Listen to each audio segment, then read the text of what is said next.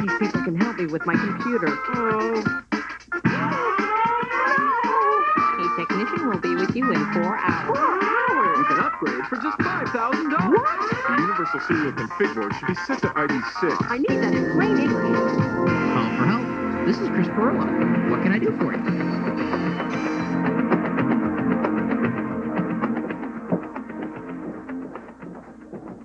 Oh, hey there. Welcome to Call for Help. I'm Chris Perillo, just cleaning up the tracks as I walk along so no one knows where I'm gone.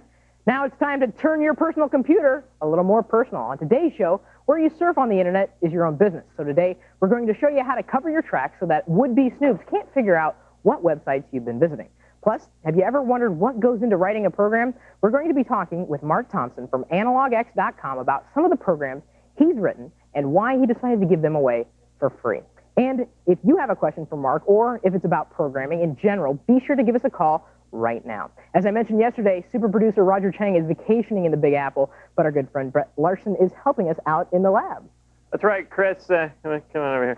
Listen, I know I got some big shoes to fill, but we got some exciting stuff, and I've got Billy back here helping me out. We got some cool freeware stuff on the way, and plus, you know, the usual. Maybe I'll give you a Mac tip if you're nice to me. Ooh. But it's a little dusty back here. Maybe you could do a little sweeping. I think I can handle that. Of course, I can't move from where I'm standing right now. That's true. Can't wait for that one, Brett. And of course, we have Kat over in our Interact area. And what do you have for us today? Oh, well, everyone knows that the Olympics are in full swing, so we're going to look at some websites that'll help you get your hands on some Olympic memorabilia. It's going to be great. I just got this curling broom online. Yeah, that's not that right kind of broom, Chris. But I think you got ripped off.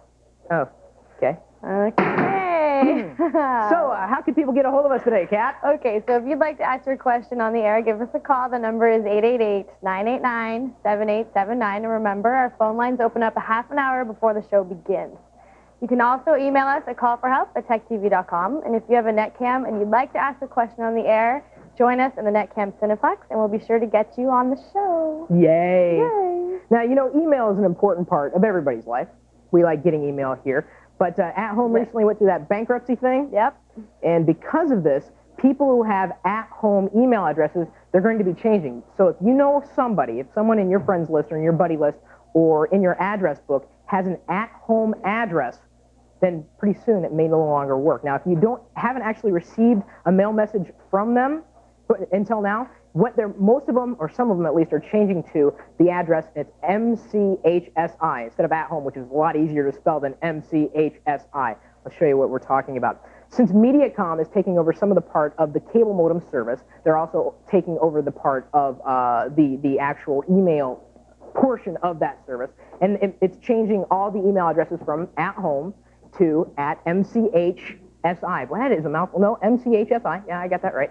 So it sounds complicated, but again, if you've got someone in your address book who actually has an at-home address, and let's say Billy Parkinson, and of course, Billy, you can email techtv.com. That address isn't changing. But if I needed to update Billy's email address, I would right-click on his name, select Properties, flip over to the Name tab, and then right here, if this was his old address, what I'd do to change it is select it, press the Edit button, and then do like billy@mchsi.com. And that's if he had an at-home address. It's only going to apply for people that have at-home addresses. And if it's not changing to the MCHSI, it's probably going to be changing to something else because, of course, you know, at-home is really not existent anymore because of that whole bankruptcy thing. So kind of boring, but very important if you have friends who have at-home addresses. Now, while we're on the subject of email, how would you like to add a little spice to your HTML messages, Kat? I would love it. Spice is great. Spice is absolutely wonderful, and there's a wonderful little site that you can visit. Oh, yeah, pop-up windows. Hey, we're going to show you how to get rid of those a little later, called flamingtext.com. Now, it sounds a little weird, but it's a lot of fun. Here, you can enter in your name or any type of text string, and if you go to the right section here, the headings, you can make different types of graphics instantaneously. Step 1, Step 2, Step 3, easy to do. Like if I wanted to make a bovinated or bovinated, you know, like that whole computer thing, we'll do, let's see here, who should we do? We should do Brett Larson because, you know, he likes bovines, you know, the Holsteins. I press the Create logo. It'll send me through the queue, and apparently 2 people are ahead of me. So let me minimize that and show you some other graphics that we did a little earlier. did one for Call for Help, did this instantly on the web. This Call for Help logo that I could put on my web page. I could put in an email message. Did one for Richard Statter, and you're going to love this one. Cat Schwartz. Is that not fancy? I love that one. Absolutely free to do. And again, it's at flamingtext.com. Oh, the results are in. Here's Brett Larson. I can click on it. It opens it up, moving a little slow right now because, of course, a lot of people are probably visiting at this point.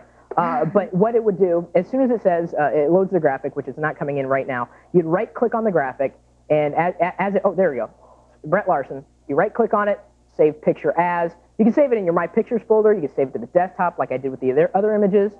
And then, of course, you could also, with these images like your name, you could actually put that in like an HTML stationery. And we have a guide to making stationery on our website, techtv.com/call. That is very cool. And very nice. Have to check that out. Coming up next, when you browse the internet, files and histories are saved as a record of what you've done and where you've been. We'll show you how to delete the information when we return.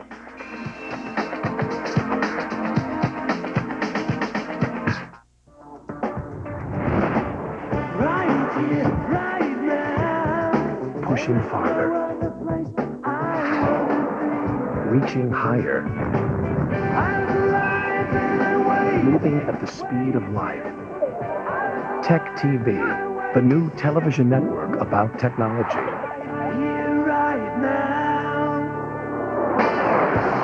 Tech TV, television about technology.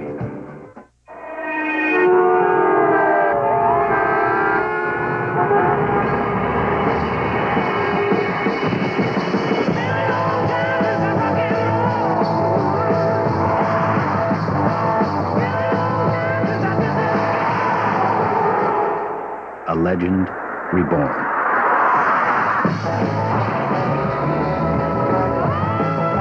Cadillac CTS. Breakthrough. You thinking what I'm thinking? I don't know. What are you thinking? I'm thinking the same guy that designed this designed our network. Can't be. Why? Because that hasn't crashed for like 700 years. You can't log on either? Infrastructure. It's what e-business is built on. Make sure yours has a solid foundation. Click IBM for your free guide, because sooner or later, it matters. Take all the time you want, folks. We'll take this one in red. Beautiful choice, sir. No, black. Black. That's actually my favorite color.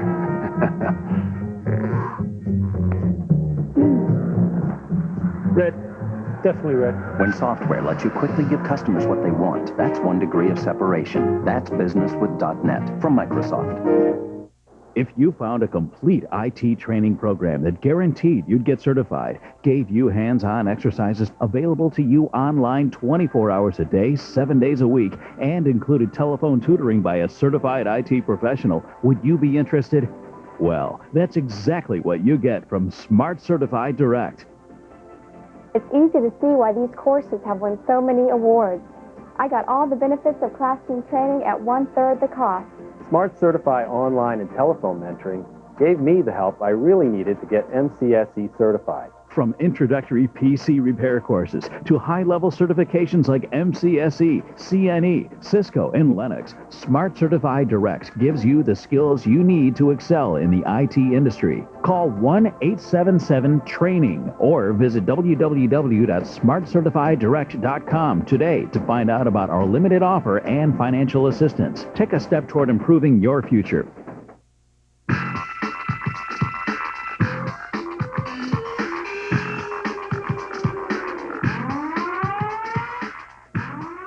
Welcome back. Internet cafes can be convenient, but they can also create problems, especially if you're buying things online while you're there. Private information is then saved in a public place, and here's what you should know. Before we get into showing you the details inside our computer, I want to make sure to let you know that this is going to apply even if you're not in a public place. If you're in a private place like your home and you want to make sure all the things that you don't want people to see are gone, this is how you do it, no matter where you're at. In Internet Explorer, which of course is what a lot of people are using to browse the web, and as a matter of fact, Internet Explorer also is used within AOL. So if you use AOL, pay attention because this will apply to you as well. We'll open up Internet Explorer, click Tools, Internet Options, and now the first thing we're going to do, because this is a multi-step process, but it's relatively simple. Internet Explorer makes it real easy. We're going to clear the history right here, this little button, and what that does specifically is it basically gets rid of all the sites that we've been visiting for the past X days. In this case, it would be 5 days. So are you sure you want to delete the history of your visited websites? You bet I am. There we go. So now if I wanted to keep no history, I would just bump that radio dial down to 0. Press apply. Okay, now it should not keep a history. Of course, you want to make sure that after you get done with your browsing session, if you want to just be safe and sure, just press the clear history button. You can do it in an infinite amount of times. It'll wipe out the past history for you there. That's one place. Now, the next, moving along, there's something called a cache, and we've talked about it before here. That's a place on the hard disk where temporary internet files are stored, and those being like images and web pages, the things that you visit often. So when you go to techtv.com/call-for-help, all these images are stored locally on your hard drive, and if they're not updated, then your web browser doesn't download them. So if you have a slower connection, it's good to have a large cache or a large storage of temporary internet files. Right here, a section above the history is the temporary internet files section. You could go in here, press the delete cookies button. Of course, that's going to get rid of all the cookies. Now, cookies are just text files, and I'm not going to delete them because I want to show you what they are first. You can press here to delete those files, there to delete the cookies, or press settings to go in and to check for new versions of stored pages. Automatically is where the default. If you don't want to have any cache, any temporary internet files, instead of 60 or whatever the default is, just change it to 0. Now, you're probably wasting disk space here too. I would actually keep that at 20 on average, and that's good for most web surfers. Click the View Files button now. I want to show you something. This is what we've got here in our temporary internet files folder. Look at these, just text files, because that's what we've been going to. Look, there's one for Amazon, there's one for securityfocus.com. What are all these files doing on, there's one for Google. Well, let's find out. These are just regular text files, and as I double-click to launch it, system command, you can ignore that. Just say yes. It opens it up in Notepad, and we've got preference. There's an ID. What it's doing is it's storing my preferences, because you can set your preferences in Google. A lot of this information is relatively benign. However, a lot of people seem to think that cookies are out to get the better of them, and if that's the way you feel, you don't have to run cookies. I've never been hurt by a cookie, even though people are afraid of being tracked by doubleclick.net. You can get rid of that too. That's completely up to you. It's your computing experience. There's graphics here. These are all the things that are stored, but I'm going to get rid of them all. So I close that Explorer window. I've done that. And now I'm going to delete the cookies. Okay, and delete the files. Ooh, I'm going to delete all offline content too, which probably you don't have any of. Press OK. Now they're all gone. These are all preventative measures that you're going through. Now, going back to cookies for a second, flipping over to the Privacy tab, if you're one that just doesn't want to be tracked at all, I would actually bump this up to all cookies being blocked. Now, this is also going to change your internet surfing experience radically, because a lot of sites rely on cookies to store your preferences. So if you're willing to go through all that, and if you're willing to run into issues with websites, block all the cookies. So now, this is another part that you have to remember. Beyond the history, beyond those temporary internet files, you have to remember the autocomplete function. Now, the autocomplete function is what happens when you hit a form on a web page, and it'll say, hey, do you want me to keep this name when you search for it again and when you enter it again? No, you don't want that, especially in a public place. So make sure all the check marks are taken out of these options. Clear the forms. Yep. Clear the passwords. Yep. Press OK, and press apply, and you'll be OK. Now, this is just through Internet Explorer. We've pretty much, for the most part, covered our tracks here. There's also a utility that we've talked about many times before called TweakUI. It's freeware, available from Microsoft. And if it's not there, I know of another website that has it. In TweakUI, there is a Paranoia tab. And in here, you're able to clear the document history at logon, the Find Computer, Find Files, everything. Look, there's that Internet Explorer history. Last user, basically, you can clear anything every time you log into your computer. By pressing the clear selected items now, guess what happens? Well, all those items get cleared. You may have to reboot, as we've discovered with that particular option, to get everything to go through, but again, you're trying to cover your tracks. There are freeware utilities available that will help you do a little bit more in terms of covering up where you've been. We looked at one called eCleaner, but as I ran it, look at this. It's got a banner inside it, so it's probably placing a cookie on your machine, which is kind of a little, how would you say it? Defeating the purpose of what we're trying to do in terms of covering your tracks. But it does essentially the same thing that I showed you how to do, including deleting Windows temp files. An easy way to get to the temp folder, by the way, clicking Start, Run. For the most part, you can type in temp, press OK, and it'll open your temp folder and look at all these junk files that are in here. You can press Control-A to select them all, then hit the delete key, send them all to the recycle bin unless they're programs, and you can just press OK and it may delete them or not, or you can just drag and drop them in there. This is just the basics. If you want more about how to cover your internet tracks, go over to our website. That address is at techtv.com/call-for-help. Still ahead, have Palm well travel. The Screensaver's Megan Maroney will be here with a mobile tip for your Palm, so stay tuned. Here's a quick tip. If you consistently misspell the same word in the same way, MS Word can automatically fix the error. Run the spell checker, select the correct word from the suggestion box, and press autocorrect. Now, if you ever misspell that word again, Word will quickly take care of it. Hey, welcome to Call for Help. I'm Chris Perillo. Are you ready to take that PC and make it a little more personal? Ow. Give us a call right now. So what can I help you with today? Don't look. I have a question for you. I've got an answer. That sounds incredibly geeky. Isn't it unbelievable? James? Good. We're trying to channel James. Got a couple of recommendations for you. Humor. I'm in the mood to take another call. Solving your computer problems every day. Call for Help, live weekdays at 5, only on Tech TV.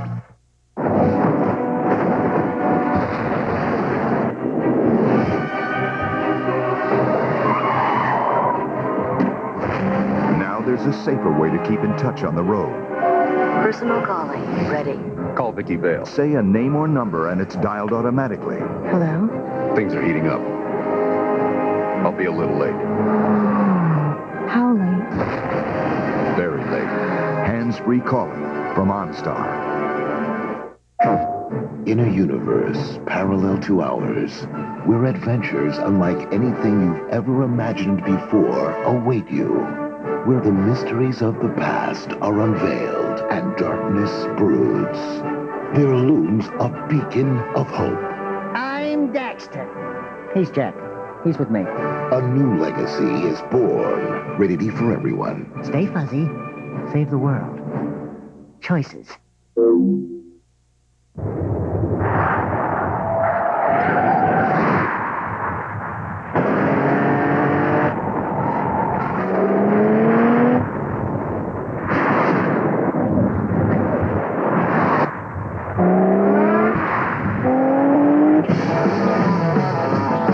Never yield to convention.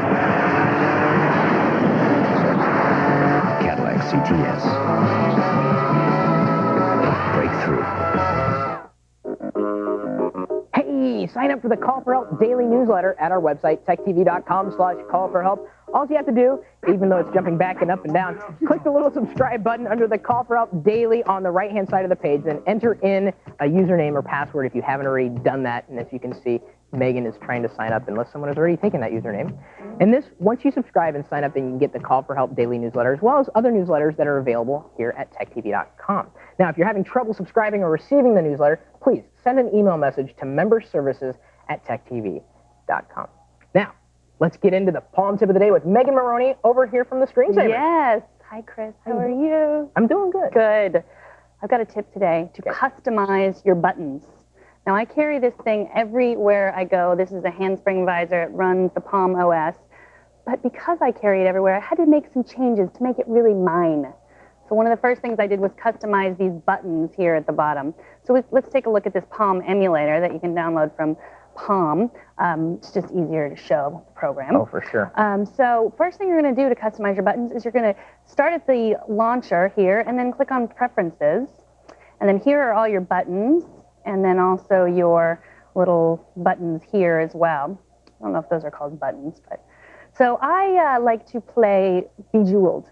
Do you know Bejeweled? Yeah, where you have to get 3 in a row and then they drop. Yes, and I actually use it quite more often than my memo pad. So all I have to do is click right there, choose Bejeweled, and then when I go back, here's this button right here. Whenever I want to play Bejeweled, I just click on that button. Unless maybe let's try bumping it up. Maybe it's not hitting the hot spot. Aha. Or not. No. So it works though. I promise it works. So you can Do you wanna try another remap. one? You can yeah. Okay. You can basically remap your buttons. So if you don't use the calculator a lot, you can use it to. Oh, now with Bejeweled. Not enough that she's got one button. She's got to have two. There it goes. Okay, there it goes. Calculator. Bejeweled. Oh wow. Yeah. But that would really mess people up, especially if they were trying to like, I need a tip calculator. It's a tip calculator. Right. Yeah. You know, and then they. You know what this is also good for? Playing little tricks on your friends. So if you borrow their PDA, you can change all their buttons on their pressing. I do that to Kat all the time. Really? Yeah. That's why she thought it was me. It's good to know. And you can also do the same thing. Oh, on Windows CE? Yes, That's you were right. telling me that. Yeah, we always have this Palm Windows CE fight. But they're good. They're both good. Yeah, for they their are things, good. Different people. I think Mac people like the Palm a little more than the Windows CE, but just depends on your preference. That's right. Well, thank you so much. Thank you. Now, if someone had a Palm tip, how would they get a hold of you? They can send an email to megan@techtv.com. That would get right to you. It would get right to me, and everyone knows I respond to every one of my emails. It may take a few years, but I will respond to everyone. I'm still waiting, and I sent you something like last month. It's like, hey, can you come on the show and give us a Palm tip? Thank you so much, Megan. Thank you. Appreciate it. Right now, it's time for another electrifying edition of the Lightning Round. Hi. Whoa, that's right. It's time to find out what Chris really knows. I'm holding 20 questions in my hand. Let's see how many he can answer in 90 seconds. Chris? Yo, Chris. So, yeah. Yes. Go ahead. Are you ready? Yeah. Ready to go. Are you ready? Oh yeah. All right. Start the clock now. What is USB 2.0 available yet? It is. There are devices that are in limited supply, and unfortunately, there are not a lot of devices that could really take advantage of what USB 2.0 can offer, which is a lot more bandwidth than what normal USB 1.1 devices can offer. What is Shockwave? Shockwave is a software that runs usually inside your browser. Nice, clean, flash animations, usually movies or games that you can play right there for free within your web browser. Where do you get your news online? I would say it depends on what kind of news I'm looking for. If I'm looking for tech news, then I usually go to a place called warptosearch.net. They have this nasty old pop-up window, though. I also like neowin.net for more Windows news. Betanews.com. Slashdot, of course, is everybody's favorite. I've got a few of them, actually. What is SMS? SMS, let me show you. This is, it's called short messaging system, and basically for users that have PDAs that are connected or cell phones, they can type in messages and then send them to their friends. Really, really small, short and sweet messages telling you that, well, I love you or I Do don't you love use it? No, I don't, because I don't have the service that it's attached to my phone, and really I'd rather use email instead of a cell phone to write stuff out. All right, is overclocking safe? Depending on your processor. If you have a system that's built with overclocking in mind and the chip is ready and you've got the airflow going through right through there and you've got the cooling going on, then for the most part it's safe. But if you're pushing a piece of hardware to its limit and beyond that, then yes, you do run the damage. Or if your name is Patrick Norton. All I had was a broom, not a sledgehammer. All right, thank you, Chris. Thank you, Kat. Good job. Oh, thanks. I think I answered, 6 today? Not bad. Yeah. Right now, it's time to test your tech knowledge with our daily quiz. Head over to techtv.com/call for help. Click on the quiz. Answer correctly. You'll be in the running for a Call for Help t-shirt. Here's today's quiz. What is Perl? Is it a network utility, a programming language, a Windows shell, or Oyster Brain?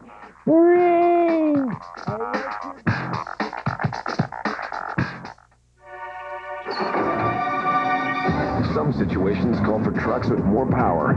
So engineer Mark Ferrone and the team have made GMC Sierras the most powerful line of pickups in the world. And to help manage all that torque, they've also given Sierra technically advanced braking systems. Mark may be obsessed with power, but he's not crazy. From professional-grade people come professional-grade trucks. What am I to your small business? I'm a Dell Dimension desktop with an Intel Pentium 4 processor for just $699. A serious upgrade in power without the annoying upgrade in price. But look closer. What I really am is a better way for your business to do business. Customized to fit your needs and backed by award-winning service and support on the phone or online 24/7. Allow me to grow your business. I'm a Dell Dimension desktop, powered by the Intel Pentium 4 processor for only $699. I'm much, much more than business as usual. Get great deals on Dell Business desktops, notebooks, and servers. Right now, get up to a $300 mail-in rebate on select business systems and get free ground shipping when you order online. Small business technology. Easy to buy, easy to own, easy as Dell. Growing up back... Have you heard? Alpacas are the livestock changing people's lives all across America. Before moving to the country, I was a financial analyst for a biomedical firm. But for the past 5 years, I've been raising alpacas. And it's been a wonderful experience for our whole family. Visit an alpaca farm today and discover for yourself the many benefits of owning and breeding alpacas. To locate an alpaca farm near you, go to alpacainfo.com or call 1-800-213-9522. Imagine peace of mind for 50 cents a day. Thanks to some of the lowest rates in years on quality term life insurance, a 35-year-old can get $250,000 coverage for less than 50 cents a day. A 42-year-old can get $200,000 coverage for just pennies more a day from a respected insurer who's protected American families since 1907. For your free quote, call Matrix Direct now. 1-800-574-0063. 1-800-574-0063. Peace of mind begins here. On Tech TV, it's an inside look at the latest breakthroughs changing your world. From transportation to communication, from sports to medicine, see what the future holds. Tomorrow's World, tonight at 6:30, only on Tech TV. Television about technology.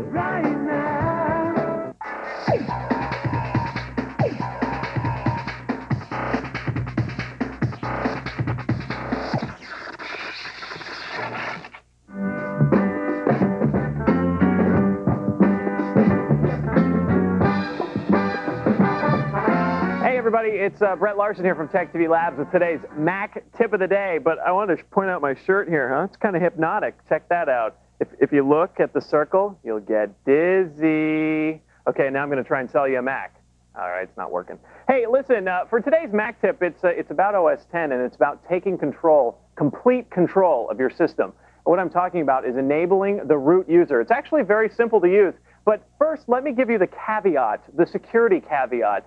Don't do this if you don't know what you're doing, because if you're the root user, you can actually do a lot of damage. And once you've enabled the root account, I don't want you logging into your computer as root and then running as root, because you can throw any file away that you want, and you could completely hose your machine, which, well, ask anybody, and hosing your machine is bad. Let's show you how to enable the root user, and then I'll tell you why you'll want to do this.